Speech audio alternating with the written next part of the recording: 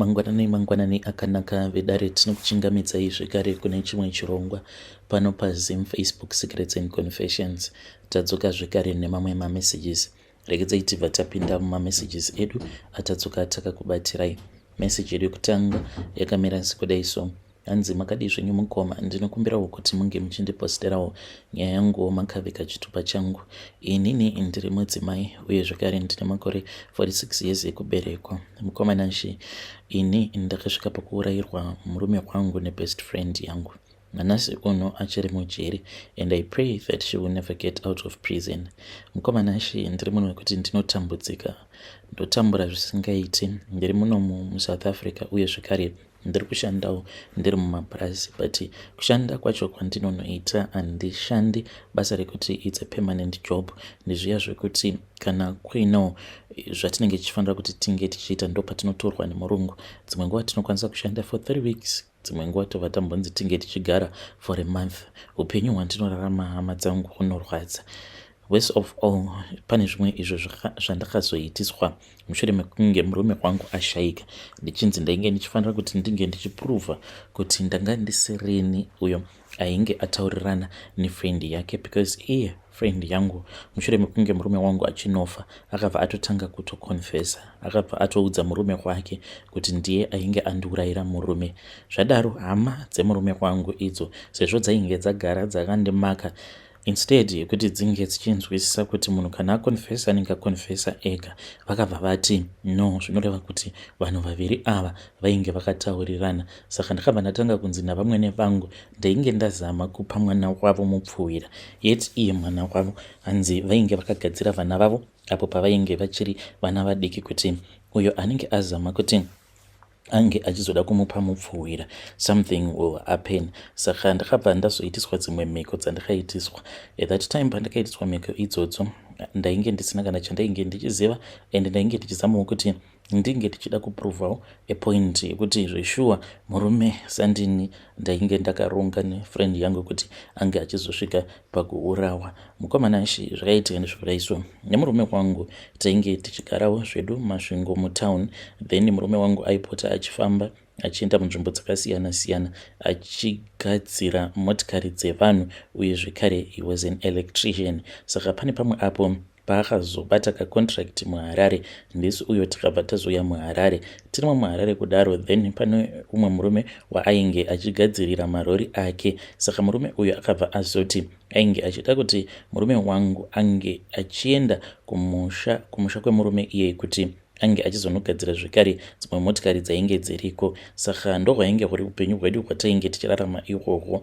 Ndokubva tazobva muHarare paya tikabva tazoendeswa kumusha kwemurume uya. Takati tasvika kumusha kuya, ndipo pandakabva ndachizotanga kuwirirana neumwe mukadzi uyo ainge ari muroora wepanext. Takawirirana zvisingaiti, but chandainge ndisina kuziva ndechekuti munhu uyu ndichizonosvika pakunotanga kunowirirana naye ndechekuti iye ainge ava kutochiva murume wangu. Murume wangu aiva ari munhu uya wekuti aikwanisa kungopinda musango 2 minutes otodzoka akatobata achitoti ndabata, then ndobva ndatodana friend yangu ndobva ndati uyaika munge muchindibatsirawo vasikana. Saka ndaizomupawo nyama paya, then ndo kutotanga kutowirirana kwatakatanga kuita ipapo, but iye now ainge ochiva murume wangu. One day akati achibva kubhawa murume wangu akabva acomplain, akabva ati ndasangana nefriend yako, but pane zvaitwa nefriend yako zvandisina kufarira. Hanzi ainge akanomusimudzira sketi kudai, uye ainge asina chipfeko chemukati. Saka sezvo murume wangu ainge ari chidhakwa chekupedzisira, ndakabva ndatovatuka paya, ndikabva ndati doro renyu dai muchiti kana mukarinwa ringe richikudhakwai zvine limit, but ndo chainge chitori chokwadi. So murume wangu akabva achizonopiwa firiji, akapiwa firiji nevamwe headmaster, ndiyo yatainge toshandisa, because muvillage imomo murume wangu ainge ava kutozivikanwa kuti muvhimi mukuru, uye zvekare vanhu vainge votouya vachitotenga nyama, sezvo pamba patainge tichigara painge paine magetsi. Vakabva vazonoronga naheadmaster vakabva vatanga business ravo. So murume wangu aipinda musango ovhima, then aiti kana abata zvaanenge abatawo, then nyama yaya ndo yataizotanga kutengesa. Friend yangu akabva achizotanga kuuyawo nechisevho chake achinochiisa mufiriji muyame. Zvino pane pamwe apo pandakazombomusiya friend yangu ini ndainge ndichida kuenda somewhere kwainge kuine kwandainge ndichida kuenda kunoronda chikwereti changu ndokubva ndasiya shamwari yangu. Murume wangu ainge ari bhizi zvake achinwa doro, saka ndainge ndatova nechizhairira ichocho chekuti sometimes friend yangu aikwanisa kutobikira murume wangu, like she was more like a little sister to me. Ndakamusiya paya achibika. By the time pandakazodzoka mukoma kuya kwandainge ndakaenda, ndakasvikako ndikabva ndadya. Pandakadzoka ndainge ndakatoguta. Ndakatosvika paya ndikatoona kutoti friend yangu yainge yatobika uye zvekare ainge atodzokera kumba kwake. Ndakangosvika nekunopakura vanawo mukomanashi sezvo vainge vaswera vachingodya zvavainge vachidya. Sadza racho vakabva vati takaguta.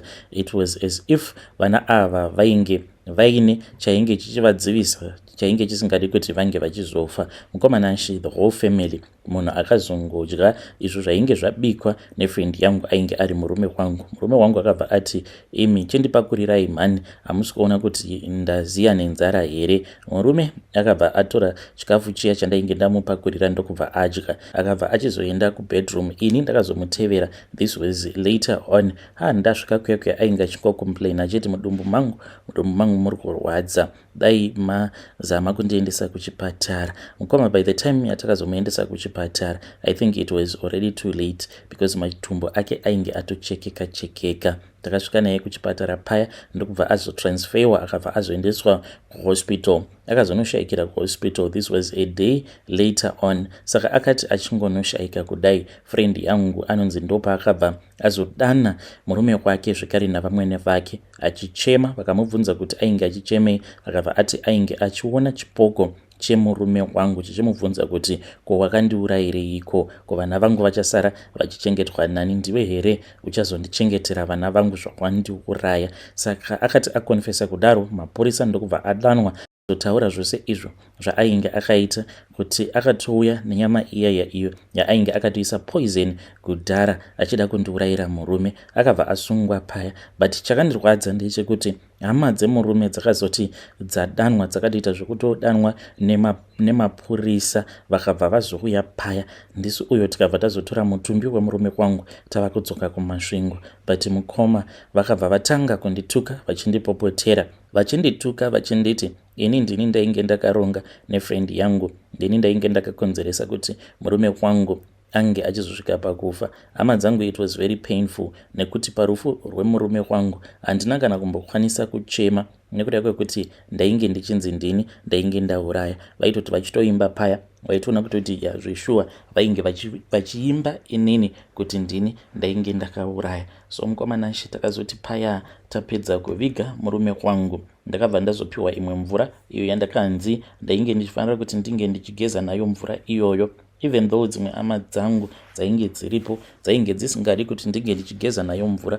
Vakabva vati kwandiri, my Trevor, not a real name, madireiko kuitiswa zvinhu zvakadai, nekuti zvimwe kuda mangwana zvinokwanisa kuzonokunetsai. But nekuda kuprovhawo point, ndakabva ndazongotora mvura iya ndikabva ndageza nayo. Ndainge ndisingazivi kuti mvura iyoyo yainge iri mvura yainge yakazanganiswa mishonga yakaita sei, but vakatodaidza imwe n'anga yemunharaunda ndo yakabva yazogadzira mishonga iyo yakazomixwa nemvura. Ndikabva ndanzi ndinge ndichigeza. Ndakageza paya kuri kuprova point, ndokubva kwazonotorwa zvekare ivhu rekumakuva. Ivhu iri mukoma rakabva razomwayiwa mumusoro mangu. Ivhu iri rakanotorwa paguva ravatete uye zvekare nepaguva remurume wangu. Ndikabva ndamwayiwa mumusoro ndichinzi kana ari iye akauraya, mhepo dzavo dzaifanira kuti dzinge dzichizonditeverera kuzonosvika ndichizonokonfesa kuti ndini ndainge ndakaronga nefriend yangu kuti murume wangu ange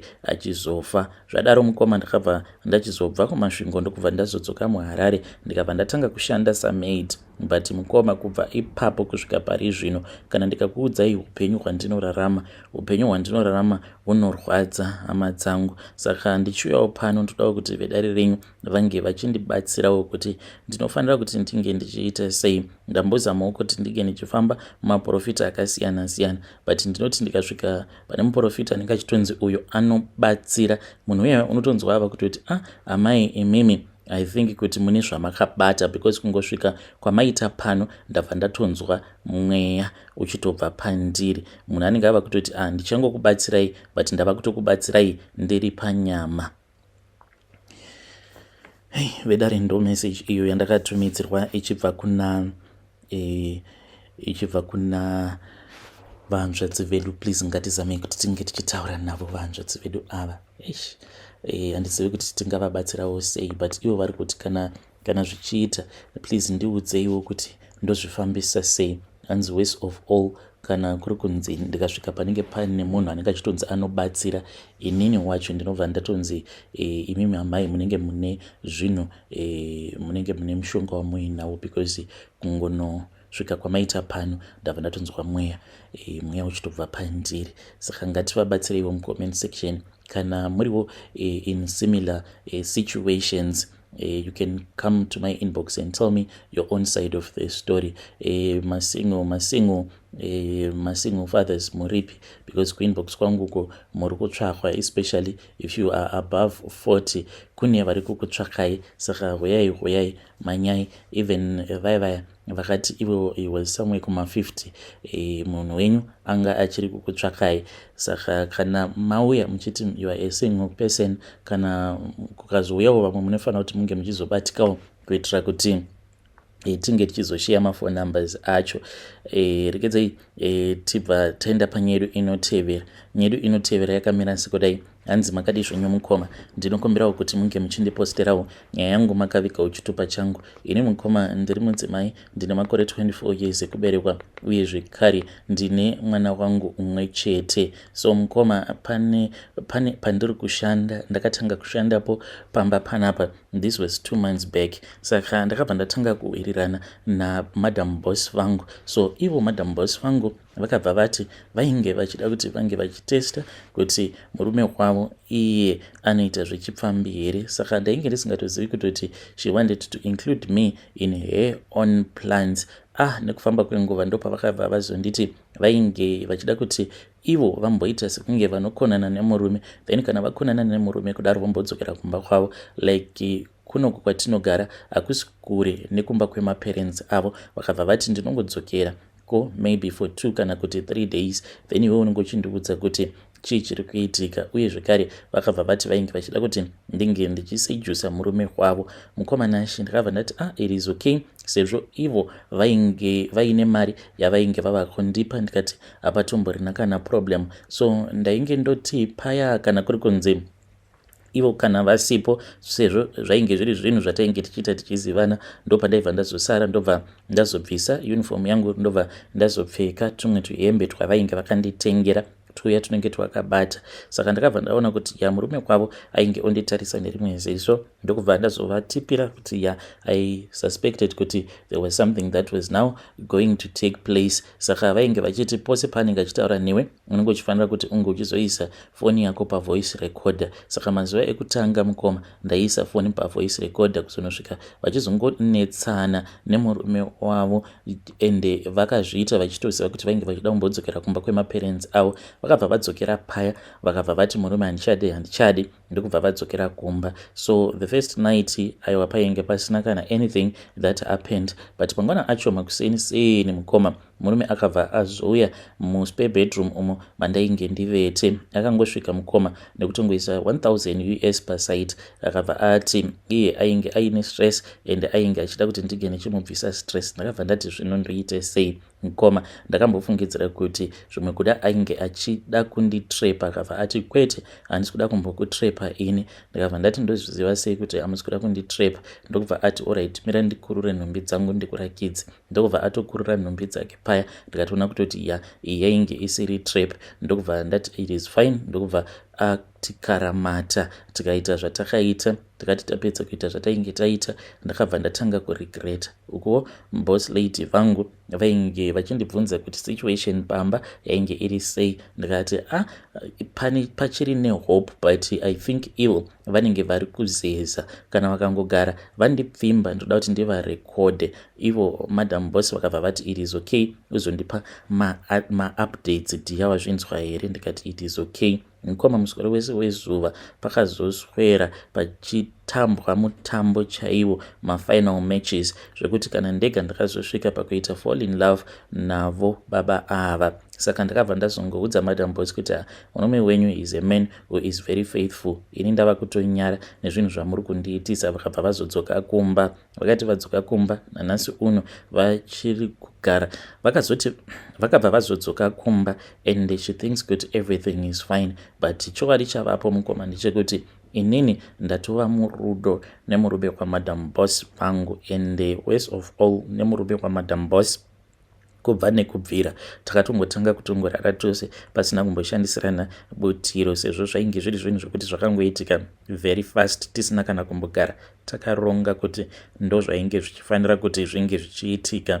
Saka iye murume waMadam Boss ava kuti afunga kuti ange achingondiita mukadzi wechinumber 2. Saka ndichiuya pano ndikuda kutsvakawo advice kubva kune vedare renyu. Ini ndainge ndisitomborina kana tarisiro yekuti ndingazosvika pakuita izvo zvandakaitiswa naMadam Boss vangu. Chinondirwadza mashoko avo anopota achitaurwa navo Madam Boss vangu, because pane umwe musi tainge tigere zvedu tichitokurukura vakabva avati zvimwe kuda iwewe dai wanga usina door frame, vachireva ivo kuti handinawo like magadziko akati kurei, hanzi dai wanga usina door frame zvimwe kuda ndingadai ndakabata murume wangu red handed nekuda kwebody structure yako. I think that is the reason as to why iye asina kumbogara akakuchiva. Ndakarwadziwa mukomana acho ndikavatarisa nerimwe ziso ndikati vanombozviziva here kuti nemurume wavo nazvino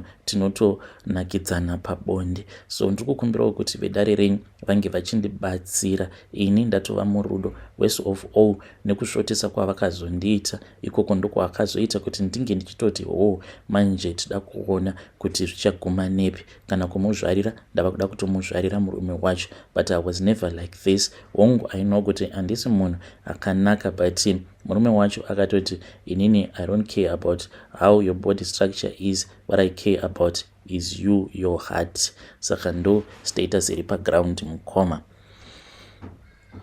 Vedare ndo message iyo yandakatumidzirwa ichibva kuna vanzvadzi vedu, ichibva kune mwanasikana uyo. Please ngatizame kuti tinge tichitaura naye mwanasikana uyo mucomment section.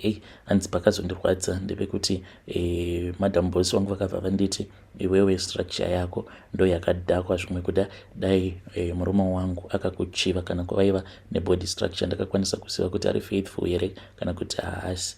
Pakaipa.